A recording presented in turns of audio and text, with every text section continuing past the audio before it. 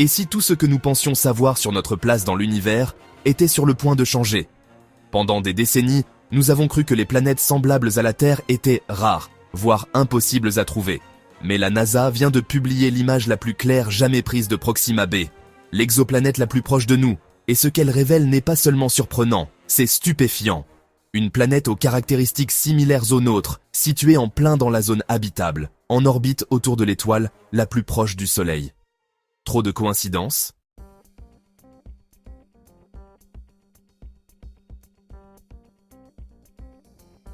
Plus de 30 scientifiques ont participé à l'étude qui a été publiée dans la revue Nature, l'une des publications scientifiques les plus respectées. Le tumulte n'a pas été vain. Depuis l'époque de Galilée, la recherche de mondes habitables se faisait avec espoir, mais aussi avec une pointe de doute. La confirmation de Proxima b a tout changé. Nous ne parlions pas d'une super-Terre à des centaines d'années-lumière, mais d'une voisine proche, orbitant une petite étoile active, dans une zone qui pourrait permettre des océans, des atmosphères, et peut-être, juste peut-être, la vie. Pour la première fois, l'humanité a pu pointer le ciel et dire « Il y a une planète où nous pourrions vivre ».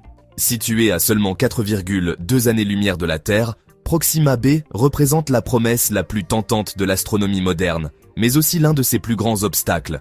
La planète orbite une étoile si proche que sa luminosité éclipse toute tentative d'observation directe. Cela oblige les scientifiques à dépendre de techniques indirectes, comme la méthode de vitesse radiale, qui détecte des oscillations presque imperceptibles dans le mouvement de l'étoile causé par la gravité de la planète. Détecter cette légère oscillation nécessite des instruments incroyablement précis, comme le spectrographe HARPS, capable d'identifier des variations allant jusqu'à 1,4 mètres par seconde. Nous parlons d'un niveau de sensibilité tel que celui de pouvoir remarquer une pièce de monnaie qui vacille au sommet de l'Empire State Building. La difficulté à observer directement Proxima b montre à la fois l'avancée de nos technologies et les limites que nous impose notre place dans le cosmos. La lumière réfléchie par la planète reste invisible pour les télescopes optiques, ce qui fait que les scientifiques devinent sa présence à travers des oscillations orbitales, des changements spectraux et de petits effets gravitationnels. Proxima b ne se voit pas, elle se construit mathématiquement, comme une mosaïque faite d'ombres et de suppositions. Malgré l'incertitude, elle reste l'une des candidates les plus prometteuses pour l'habitabilité hors de la Terre. Sa position dans la zone tempérée de Proxima Centauri nous permet d'imaginer de l'eau liquide, à condition qu'il y ait une atmosphère. Cependant, cette supposition pourrait être incorrecte. Une planète sèche, gazeuse ou hostile pourrait émettre des signaux similaires. Même ainsi, les données orbitales stables confirment la croyance en son existence.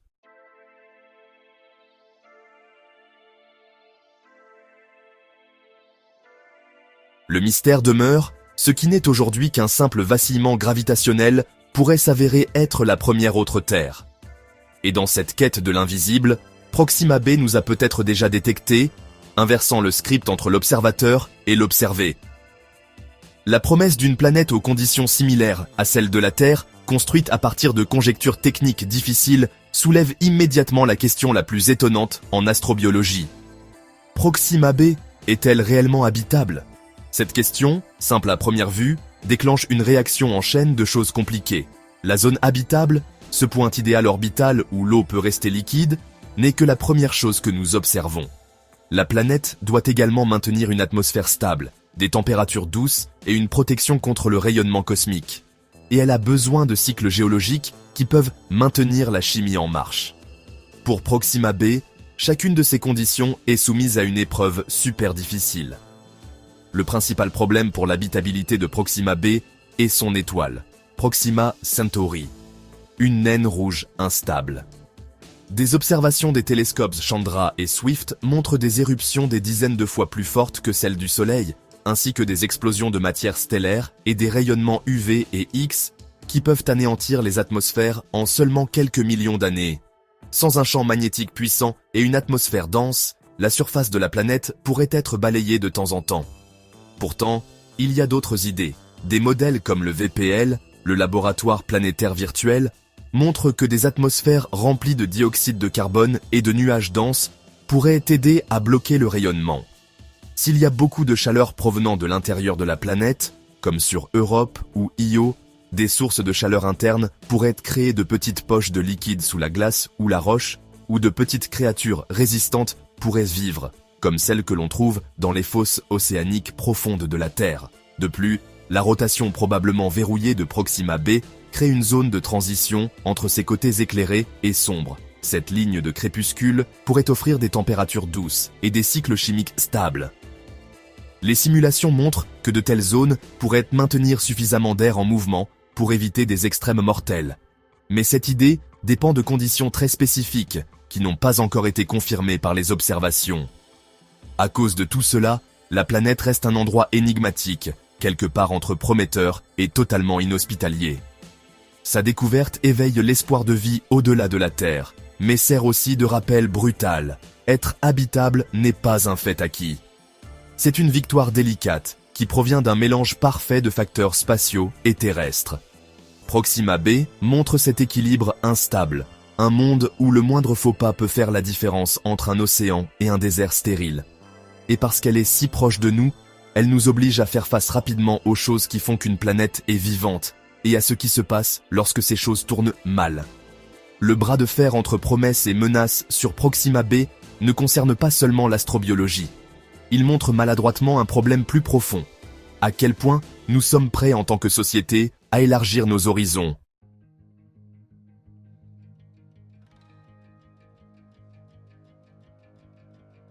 Le fait qu'il y ait une planète, potentiellement habitable si près, soulève une grande question éthique. Sommes-nous prêts à y aller et à interagir avec un autre monde sans tout gâcher comme nous l'avons fait ici? La technologie humaine avance à une vitesse fulgurante, mais notre intelligence morale ne suit pas le rythme. Nous continuons à faire face à des problèmes tels que les difficultés financières, l'injustice et les désordres environnementaux. C'est un peu fou, n'est-ce pas? Nous découvrons comment fabriquer des voiles solaires propulsés par des lasers et concevons des sondes capables d'atteindre 20% de la vitesse de la lumière. Mais nous avons encore des guerres pour des broutilles, des problèmes financiers locaux et des catastrophes environnementales qui pourraient détruire le monde entier. Les mêmes mains qui construisent d'élégants accélérateurs de particules et des télescopes spatiaux ne peuvent même pas garantir que tout le monde ait de l'eau potable. Ainsi, Proxima b est comme un miroir cosmique. Elle nous montre non seulement notre curiosité scientifique, mais aussi le désordre de notre civilisation. La question « Y a-t-il de la vie ailleurs ?» est liée à une autre. Y a-t-il un avenir ici? Les ingénieurs spatiaux parlent déjà de grands projets pour des missions vers Proxima b. Des projets comme Breakthrough Starshot envisagent d'envoyer de petits vaisseaux propulsés par des rayons laser depuis la Terre pour traverser les 4,2 années-lumière en seulement quelques décennies. Si ces missions se concrétisent, elles seraient la première connexion réelle entre systèmes stellaires. Mais pour y parvenir, nous avons besoin de plus que de la simple puissance de fusée. Nous avons besoin que tout le monde soit d'accord, d'une paix durable et de scientifiques du monde entier travaillant ensemble. Une société divisée et préoccupée uniquement par ses intérêts immédiats ne pourra pas mener à bien des projets de spatiaux qui prennent des générations à se concrétiser. Et regardez, toute l'idée de coloniser ou d'étudier une nouvelle planète soulève une grande question. Avec quel droit? Si Proxima b a, ou a eu, une forme de vie, même de simples germes, toute interaction humaine pourrait causer des problèmes biologiques ou chimiques. Nous devons repenser notre façon d'explorer les planètes. Il ne s'agit pas de conquérir de nouveaux territoires, mais d'être prudent, de protéger les choses et d'être responsable dans l'univers. Les erreurs que nous avons commises sur Terre, en détruisant tant d'endroits, nous ne pouvons pas les répéter dans l'espace. Ainsi, Proxima b ne nous enthousiasme pas seulement pour la science, elle nous fait beaucoup réfléchir à qui nous sommes. Cette planète nous oblige à réfléchir à ce que signifie vivre dans l'univers de manière juste, pas seulement pour survivre dans de nouveaux endroits. Elle transforme l'apprentissage de l'espace en une leçon morale, et chaque petit détail de ces simulations atmosphériques est une invitation à être plus conscient. Le plus grand voyage n'est peut-être pas vers Proxima b elle-même, mais vers un nouveau type d'humanité. Une humanité capable de regarder le cosmos, non seulement avec des yeux scientifiques, mais aussi avec des yeux éthiques.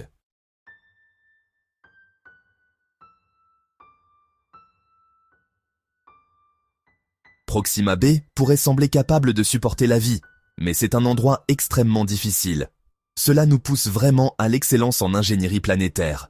Si nous voulons explorer cette planète, ou même imaginer la vie là-bas, nous avons besoin d'une technologie capable de gérer des environnements extrêmement instables et puissants.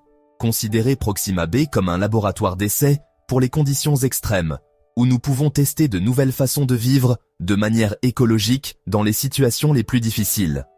Pour explorer ce monde, nous devons changer notre façon d'utiliser l'énergie, le logement et même notre comportement, car la moindre erreur pourrait être fatale. D'un point de vue technologique, nous aurions besoin de créer des systèmes énergétiques protégés des éruptions stellaires et capables de fonctionner même en cas d'obscurité prolongée. Les panneaux solaires devraient être spéciaux pour la lumière rouge des naines M, et les batteries devraient gérer de grands changements de température sans perdre beaucoup de chaleur. Ce que nous avons appris de lieux comme les bases polaires sur Terre nous donne déjà des idées pour cette ingénierie si difficile. Et il ne s'agit pas seulement d'exploration spatiale. Étudier Proxima B nous aide aussi à trouver des réponses aux problèmes ici même sur Terre. La technologie que nous créerons pour cette exoplanète pourrait aider des régions aux prises avec des déserts, l'élévation du niveau de la mer ou les personnes déplacées par le changement climatique en leur fournissant de l'énergie, de l'eau et un lieu de vie autonome. Ainsi, ce lieu extraterrestre devient un terrain d'essai pour nos propres problèmes environnementaux et sociaux. Les défis concernent aussi l'informatique. Pour deviner la composition de l'air de Proxima B, nous avons besoin de modèles 3D super complexes qui analysent les fortes radiations, le mouvement de l'air et le transfert de chaleur entre les deux côtés de la planète. Ces hypothèses nécessitent des superordinateurs, comme ceux que nous utilisons pour le climat terrestre, mais adaptés à des systèmes instables. Même si nous n'y faisons pas atterrir des humains, explorer Proxima B à distance nécessite des outils scientifiques entièrement nouveaux. Les futurs télescopes et sondes auront besoin de capteurs super résistants, capables de collecter des données de manière autonome et de plans de secours qui fonctionnent immédiatement. Ces avancées ne changent pas seulement la façon dont nous voyons d'autres planètes, mais aussi la façon dont nous nous préparons à ce que les humains vivent loin de la Terre. Au fond, chaque problème que Proxima B nous présente nous enseigne quelque chose sur notre propre planète. Les réponses que nous trouvons pour elle ne sont pas de simples idées fantaisistes. Ce sont des choses pour lesquelles nous devons nous préparer. La Terre, avec son puissant bouclier magnétique et son atmosphère stable, reste un endroit rare et agréable. Et apprendre sur un monde qui se maintient à peine est peut-être la meilleure façon de préserver ce que nous avons. De cette façon, Proxima B n'est pas seulement un mystère spatial, c'est un avertissement sur la technologie, le bien et le mal, et notre propre existence. Cela exige que la science avance, oui, mais aussi que nous réfléchissions à comment et pour qui ces innovations seront utilisées.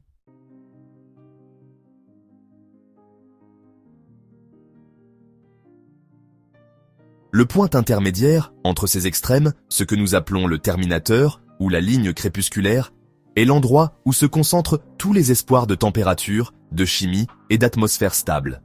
Cette mince bande sur la planète où le jour et la nuit se rencontrent est ce que les astrobiologistes appellent la zone habitable localisée. Dans les simulations atmosphériques tridimensionnelles basées sur des modèles GCM, cette zone présente des pressions et des températures qui, si tout va bien, pourraient en permettre l'existence d'eau liquide. Et c'est le strict minimum nécessaire à la vie telle que nous la connaissons. La façon dont les vents constants du côté éclairé se mélangent aux courants glacés du côté obscur crée des systèmes sauvages qui rendent difficile la formation de glace solide, tout en empêchant le côté exposé de surchauffer.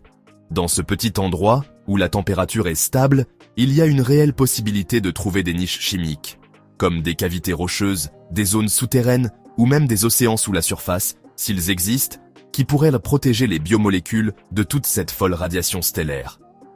La lumière constante provenant de l'horizon du côté brillant serait comme une source d'énergie, bien que diffuse, pour des réactions chimiques simples. D'autre part, les substances organiques plus résistantes pourraient se déplacer en cycle lent mais constant, propulsées par de grands flux atmosphériques. La vie ici, si elle existe, ne serait pas élégante, elle serait super adaptable, survivant à peine à la limite de la stabilité. La zone crépusculaire de Proxima B peut également servir de marqueur géographique pour de futures explorations à distance. Les sondes envoyées vers la planète devraient rechercher les changements de température et les motifs lumineux dans cette bande étroite, où des modèles récents ont déjà laissé entrevoir des phénomènes atmosphériques étranges. La forme du terrain, surtout s'il y a des montagnes ou des dépressions naturelles, pourrait créer des zones ombragées et des points chauds qui pourraient protéger les molécules complexes. Donc, même s'il n'y a pas de vie, cette zone pourrait conserver les choses qui l'ont précédée, comme les acides aminés ou les acides carboxyliques, les blocs de construction de base de la façon dont la vie a commencé. Donc, si la planète entière est un défi pour les ingénieurs, c'est dans ce point intermédiaire, entre la lumière et l'obscurité, que les astrobiologistes mettent tous leurs efforts. La zone crépusculaire est comme un point idéal cosmique, une petite brèche où les règles de la physique, de la chimie et de la biologie se rejoignent dans des conditions qui existent à peine, mais qui sont toujours là. Si la vie a commencé sur Terre dans des sources chaudes, dans des flaques peu profondes ou dans des endroits difficiles, il ne serait pas fou de penser qu'elle pourrait apparaître, ou survivre, sur cette mince ligne autour de Proxima b. C'est à cette limite que tout est possible, de la chimie précoce de la vie aux petites civilisations tranquillement adaptées à l'inconnu.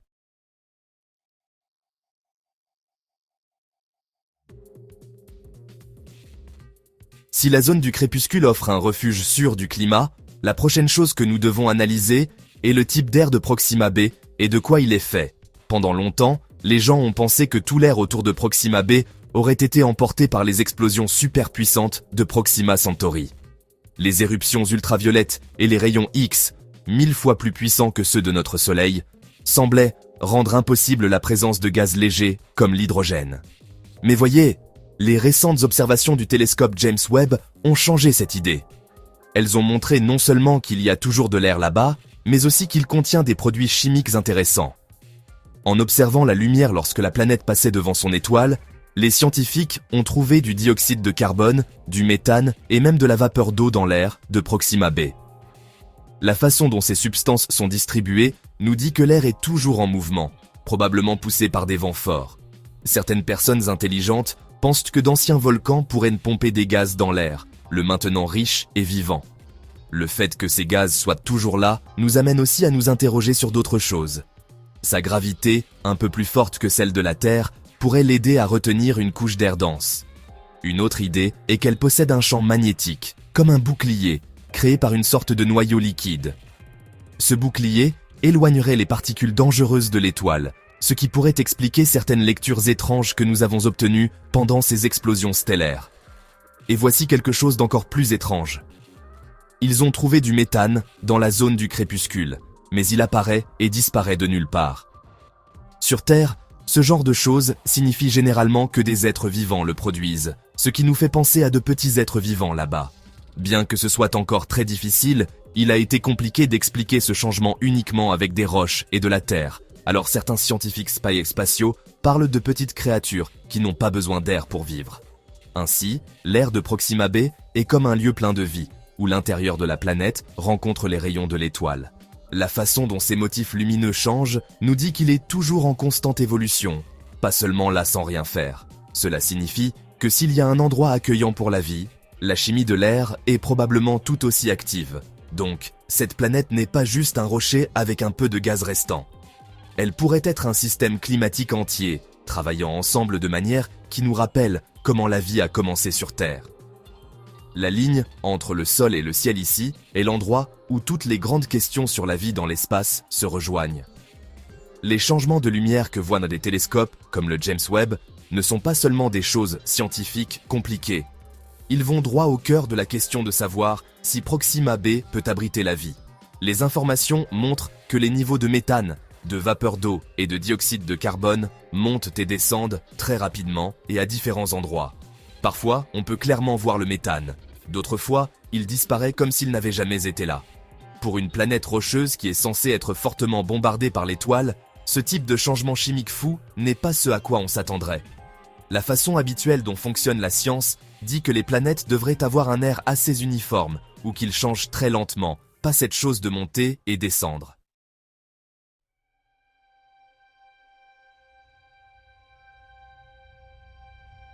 Cette impulsion chimique a relancé le débat sur les raisons biologiques possibles. L'idée de formes de vie minuscules qui peuvent vivre dans des endroits très difficiles, surtout dans des sites cachés sous terre ou protégés par des couches de roches, commence à attirer l'attention. Si vous observez des endroits sur Terre qui sont super extrêmes, comme les mines de soufre, les cheminées hydrothermales au fond de l'océan ou les lacs sous les glaciers, cela vous fait penser que la vie peut exister bien au-delà de ce que nous considérons normalement comme idéal. Les différents gaz pourraient provenir d'explosions d'activité biologique, où ces petits groupes d'organismes libèrent des substances lorsqu'ils réagissent à des changements de chaleur ou de pression. Mais la science avance toujours avec prudence. D'autres idées ont été avancées pour expliquer ces phénomènes sans dire qu'il s'agit de vie, comme les volcans de glace, la glace souterraine qui se transforme en gaz, ou les réactions chimiques causées par la lumière ultraviolette. Mais toutes ces idées nécessitent que beaucoup de choses s'alignent parfaitement, et souvent, elles inventent simplement des raisons au fur et à mesure. La façon dont les gaz s'échappent de manière irrégulière donne l'impression qu'ils proviennent de points spécifiques, mais comme nous n'avons pas de preuves directes du sol, nous devons deviner en nous basant sur ce que nos instruments nous disent. Le mystère demeure, ou nos idées sur le fonctionnement de la chimie planétaire sont fausses, ou il se passe quelque chose d'autre en coulisses sur cette petite planète. Le véritable problème qui se pose avec Proxima b est celui de la connaissance. Comment différencier quelque chose fait par la vie de quelque chose qui n'a pas été fait par la vie sur une planète que nous ne verrons jamais de près? La recherche de vie extraterrestre est dans une impasse. Les outils qu'ils utilisent pour rechercher la vie sont basés sur ce que nous savons de la Terre.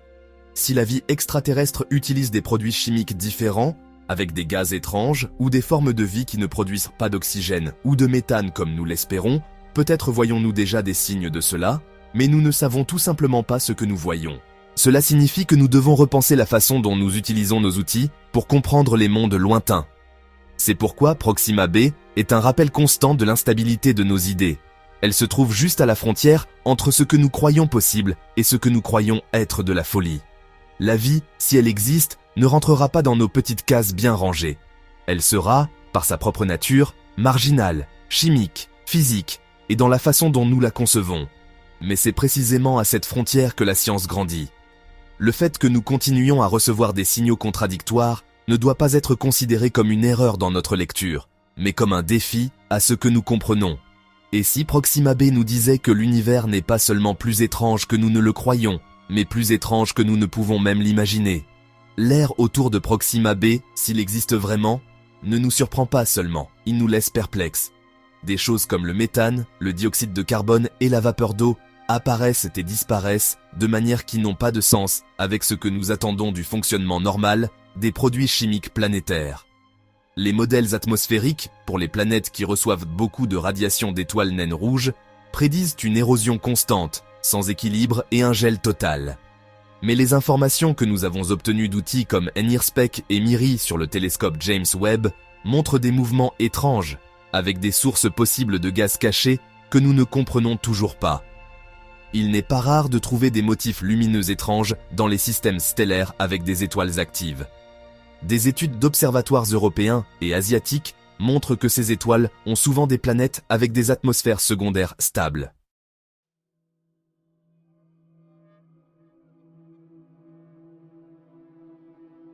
Le plus difficile est de comprendre comment ces composés gazeux persistent dans des environnements où les éruptions solaires et les explosions stellaires sont monnaie courante. L'idée d'une activité volcanique intense ou même de dégagement gazeux constant provenant du sol dans ces zones crépusculaires a gagné en popularité, faute de meilleures explications. Au même moment, d'étranges signaux radio ont commencé à apparaître dans certaines parties du spectre, comme entre 9 et 10 GHz. Le signal, baptisé BLC1, a été enregistré pendant 20 jours. Il était extrêmement directionnel, avec une fréquence constante qui excluait les interférences habituelles. Bien qu'il ait été plus tard attribué à une source terrestre non encore identifiée, tout cela a mis en lumière une faille dans le fonctionnement de la science. Les données qui ne correspondent pas aux théories établies sont souvent mises de côté ou minimisées, plutôt que d'être explorées en profondeur. Ce schéma de silence en dit long sur un problème majeur. La science est censée progresser en posant des questions, mais elle recule souvent face à ce qui menace ses idées reçues. Dans des domaines comme l'astrobiologie, où les conjectures éclairées sont une nécessité, la peur de se tromper et la pression de détenir toutes les réponses peuvent empêcher de considérer de bonnes idées. Cela peut entraîner un arrêt du progrès dans des domaines entiers d'études, jusqu'à ce que de nouvelles générations, moins attachées aux anciennes méthodes, puissent explorer librement. La présence de gaz instables, associée à une atmosphère qui se maintient dans des environnements super hostiles, révèle une situation qui dépasse ce que nous considérons habituellement comme une planète habitable. Nos méthodes pour mesurer l'habitabilité d'une planète, telles que l'équilibre chimique et les signes de vie, pourrait être dépassée face à la complexité des systèmes réels. Proxima b suggère qu'il y a bien plus à considérer, non seulement pour la recherche de vie, mais aussi pour redéfinir ce que nous entendons par un monde vivant. Proxima b n'est pas seulement intéressante pour son atmosphère ou son orbite serrée, elle est troublante par ce qu'elle représente. C'est une planète qui persiste dans des conditions jugées inhabitables, qui montre des signes chimiques inclassables et qui, même sous radiation constante, est résiliente. Ce que nous en apprenons n'est pas seulement physique, mais une invitation à repenser ce que nous considérons comme possible, ce qui est habitable et, plus important encore, ce qu'est la vie elle-même. Une planète qui devrait être morte, mais qui montre des signes d'activité chimique, brise les règles de ce que nous croyions possible. Ce genre d'idées complexes nous amène à réfléchir à la façon dont la science gère ce qui semble impossible. Pendant des décennies, on a cru que la vie ne pouvait exister que dans des plages de température étroites, avec des niveaux de radiation spécifiques et des molécules comme celles que nous connaissons. Proxima b va à l'encontre de cette idée avec son étrange mélange d'hostilité et de complexité. La façon dont son atmosphère fonctionne, les microclimats possibles dans sa zone crépusculaire et la façon dont la chaleur se déplace entre ses hémisphères montrent que peut-être la vie n'a pas besoin de tant de confort, mais plutôt d'une capacité d'adaptation extraordinaire. De cette manière, elle reflète notre propre lutte pour trouver l'équilibre sur une planète instable.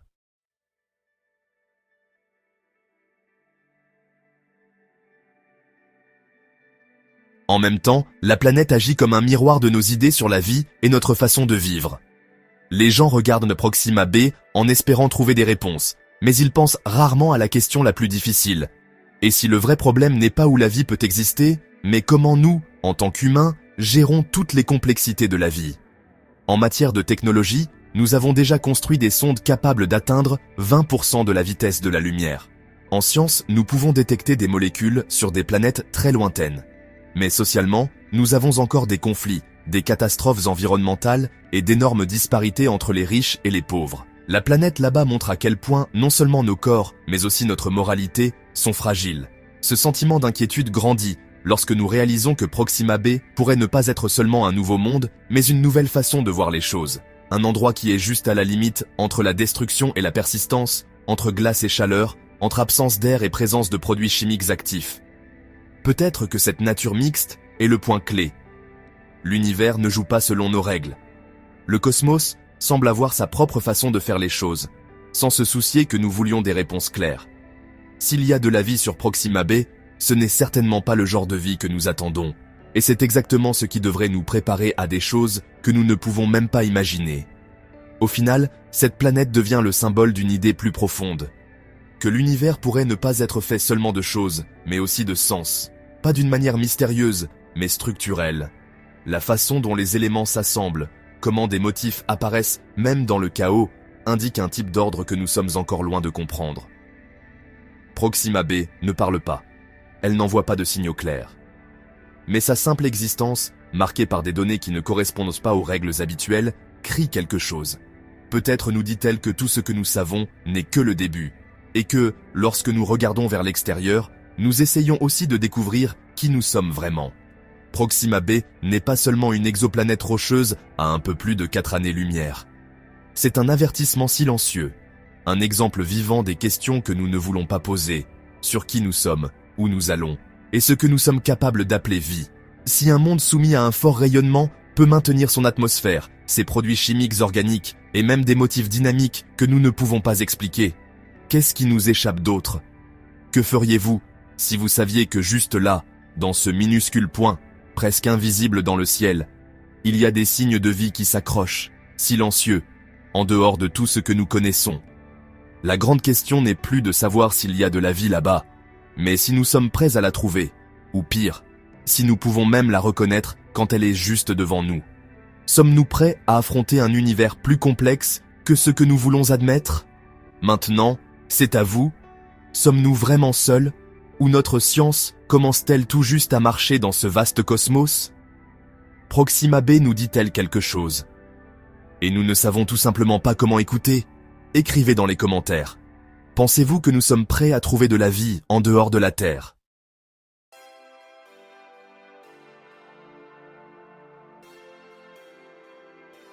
Si cela vous a fait réfléchir différemment, abonnez-vous à la chaîne, activez la cloche de notification et venez avec moi explorer les limites du possible, de l'imaginable et de ce qui se trouve là-bas, dans l'obscurité, attendant d'être compris.